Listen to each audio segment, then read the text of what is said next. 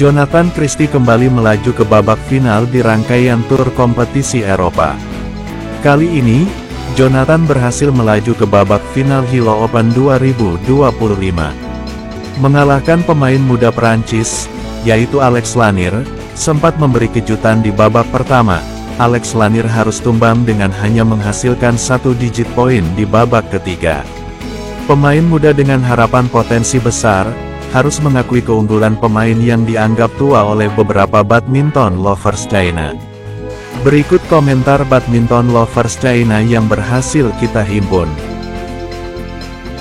Jonathan Christie mengincar gelar ketiganya musim ini, tetapi kuda hitam Denmark mengganggu persaingan. Final Hilo Open penuh dengan ketegangan. Di final tunggal putra, Jonathan Christie menghadapi Magnus, tanpa rekor head-to-head sebelumnya. Magnus mengalahkan Korjunen dari Finlandia kemarin, dan pemain ini telah mengalahkan Chou Tien-chen dan bintang muda India, Ayush musim ini. Mengingat level permainannya secara keseluruhan, Jonathan Christie adalah pilihan yang lebih baik untuk juara di final hari ini. Jonathan Christie baru-baru ini memenangkan Korea Open dan Denmark Open, menunjukkan tanda-tanda pemulihan performa secara bertahap. Hal ini membuat netizen melihat sekilas bakat tunggal putra Indonesia dalam dirinya, menimbulkan pertanyaan tentang potensinya untuk meraih gelar ketiga musim ini. Apakah Jonathan tua, mempunyai kelemahan di musim panas? Penampilannya di musim panas, tidak seperti di musim semi dan musim gugur. Cuaca musim panas membuat kita sulit tidur, dan kita sudah mencoba terlalu banyak obat tidur. Mengapa Kapten Jonathan tiba-tiba meledak di akhir tahun? Kecepatan memenangkan 3 gelar hanya dalam waktu 1 bulan. Itu luar biasa. Jika Jonathan tidak bekerja lebih keras, kita tidak akan punya cukup uang untuk membeli susu formula anaknya. Itu alasan dia meledak di bulan ini. Target penjualan Golden Gloves terlalu menakutkan, maka hal terbaik, Jonathan berusaha sekuat tenaga untuk memenangkan bonus akhir tahun. Jonathan hampir menyelesaikan koleksi gelar, di Tur Eropa tingkat menengah hingga tingkat tinggi. Malam ini, saya hampir pasti menang.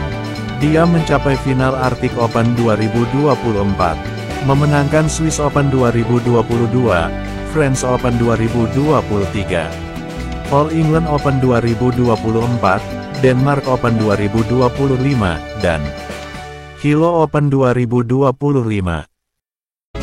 Gelar turnamen Eropa Jonathan memang hampir lengkap. Sayangnya, mereka kalah dalam semua kompetisi utama. Tahun depan, kita dapat mencoba menyerang Jerman dan wilayah Arktik. Kenapa Jonathan tidak bermain bagus di Asia? Bukankah seharusnya kita bermain lebih baik di tempat kita sendiri? Jonathan seharusnya bisa masuk BWF World Tour Final. Performa Jonathan sangat positif bulan ini. Kenapa dia mundur dari Kumamoto Japan Master? Lagi pula, dia sudah level 500. Apa karena poinnya sudah cukup untuk ikut turnamen BWF World Tour Final? Dengan poin saat ini, Jonathan sudah memenuhi syarat untuk berpartisipasi World Tour Final, dan poin di Hilo Open belum ditambahkan, ditambah lagi ada turnamen Australia Open. Jika Jonathan mengalahkan Lanier hari ini, dia akan dipastikan memenangkan final besok, itu sesuatu yang pasti.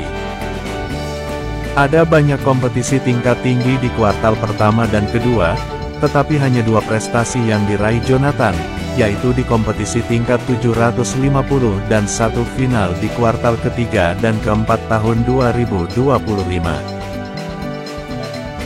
Tingkat kemenangan keseluruhan dalam kompetisi individu Jonathan Christie tahun ini adalah 72,7%, dengan 44 kali menang, dan 12 kali kalah. Jika termasuk 2 kemenangan di Piala Sudirman, maka rasio kemenangan keseluruhan Jonathan adalah 73,9% dengan 46 kali menang, dan 12 kali kalah. Kesimpulannya situa Jonathan Christie masih bisa bertahan. Lanier sebenarnya sudah sangat kuat. Tingkat kemenangannya adalah 73,6% ketika hanya bermain di pertandingan tingkat tinggi.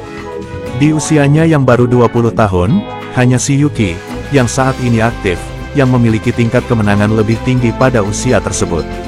Titik awalnya sudah sangat tinggi. Mereka hanya menggunakan turnamen domestik tingkat 300 dan kejuaraan Eropa untuk meningkatkan persentase kemenangan mereka.